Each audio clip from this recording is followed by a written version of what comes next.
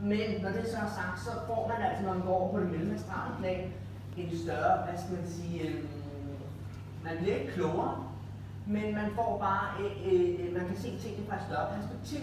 Det vil sige, man får lige pludselig indblikket i, hvorfor at en eller anden synes, man var dum. Fordi at man har en karma med sig, som har gjort sådan og sådan og sådan og sådan. Det får man at vide over på den anden side, og møder også det, man kalder for en åndelig guide. Det kommer vi også ind på et tidspunkt. Nå, nok om det. Men der lever altså afdøde, og så har vi så noget, der hedder det højere astrale plan, hvor der er apropos åndelige guider, de lever der. Åndelige guider, hvad er det? Jamen det er faktisk ånder, som har levet det fysiske liv, men som har valgt at videreudvikle sig rent åndeligt for at hjælpe dem, der lever der på jorden. Lige så snart jeg tror, jeg forstår noget, eller sikkert nu taler på vores begge tos vegne, Sebastian, at vi tror, vi fatter noget, så er universet så stort, så jeg ikke forstår det. Og for at give et eksempel, jeg bliver næsten nødt til at lave sådan en fedtet tegning igen, ikke? For at jeg skal...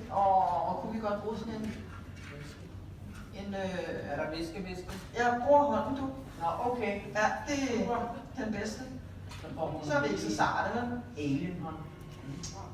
Nå, hvis vi kigger på en tidslinje, og vi siger, vi har været op i himlen, sjælen har været op i himlen, vi ønsker at lære noget i himlen.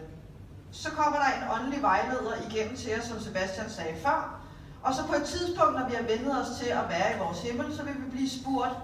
Det har jeg hørt både fra de afdøde, jeg har kontakt med, det er jeg sikker på, at du også har, Sebastian, og det gælder faktisk også dyrene. Så vi bliver stillet et spørgsmål. Hvad har du lært i dit liv som Helle? I en sætning. Eller, jeg vil blive spurgt, hvad du lærte i dit liv som Ditte i en sætning. Fordi hvis jeg måtte lave det i, nu er jeg glad for at tale, det er derfor jeg også er foredragsholder, men hvis jeg måtte plapre løs i 2 timer, så ville det være en piece of cake. Ja, gik pænt stærkt til sidst. Det vil sige, det virker som om, at nærmest på meget kort tid, så har han været ved bevidsthed til, at han så har været ved ubevidsthed eller koma. Jeg får sådan en følelse af, at han har haft udfordringer med, altså han får sådan en lidt kvalmeagtig følelse, når jeg står og arbejder med hans energi. Det vil sige, at jeg fornemmer, at der har været noget omkring lungerne, som har været udfordrende for ham. I forhold til ikke at kunne trække vejret optimalt til sidst.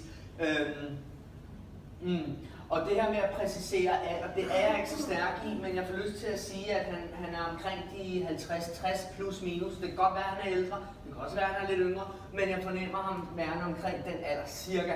Det er i hvert fald sådan, han viser sig, og jeg føler ligesom, han er hentet af, så jeg kan lige hernede af. Men hvis der er nogen, der kan relatere til det, må I gerne reagere på. Ja, at han flere gange er blevet mindet om, at nu må han altså gøre noget ved det, og jeg ved ikke, om det er helbredet eller hvad det er, der bliver talt om, men han må gøre noget ved det. Men jeg føler bare ikke, at han får gjort noget ved det. Og til sidst, så virker det som om, at hans system lukker fuldstændig ned, som man siger. Det vil sige, at hans krop siger fra, og sådan som han nævner det, så ved man ikke, hvad det er, før det er for sent. Så der har været nogle udfordringer, og jeg føler faktisk, at de her udfordringer, eller komplikationer, eller hvad man nu skal kalde det, de sidder faktisk i hele kroppen til sidst.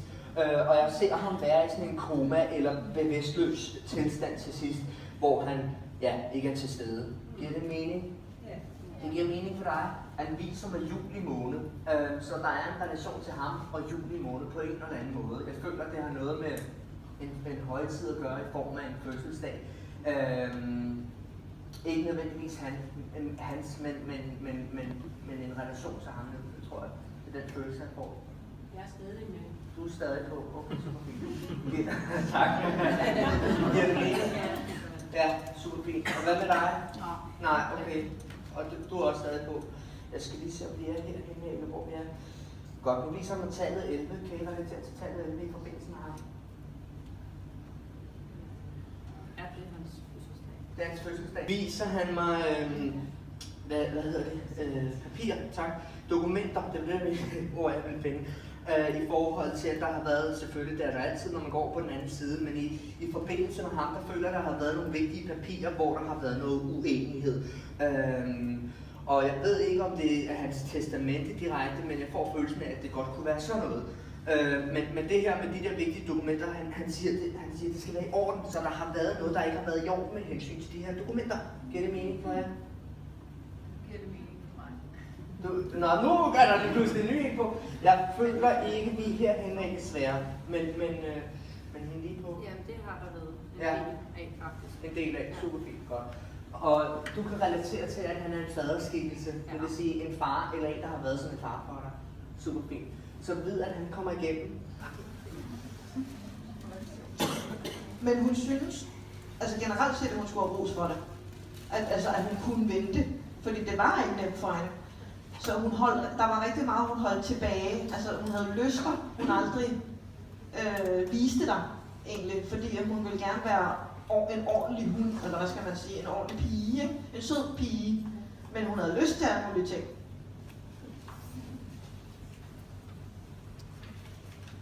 Jeg savner dig. Er du hendes mor? Ja. Jeg savner dig, mor.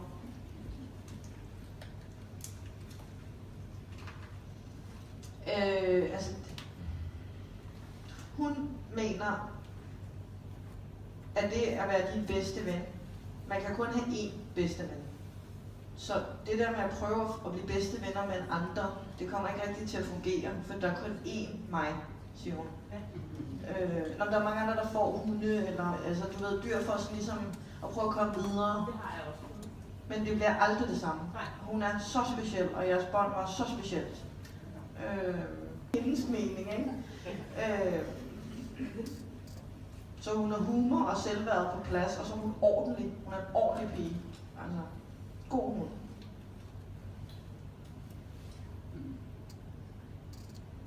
Ja, jeg spørger, om hun har noget på falderebet, og beklager, det må blive så kort nu på grund af tiden. For vi har kun sat tid af til én her efter pausen, ikke? Men jeg spørger bare, hvad er dit endelige budskab, ikke, til din mor? Og der siger hun netop igen det der med, at det er okay at savne, og det er at finde fred i, at der er ikke nogen, der kan komme efter mig. Så når du finder fred i det, jamen så slipper du det sidste. Og så siger hun, at hver gang du ser hendes hoved, så skal du altså stole på, at der er kontakt. Og hun siger, at det er rigtig tit, når du går tur, når du ser hendes hoved. Og der skal du stole på, at der ringer hun dig op fra himlen.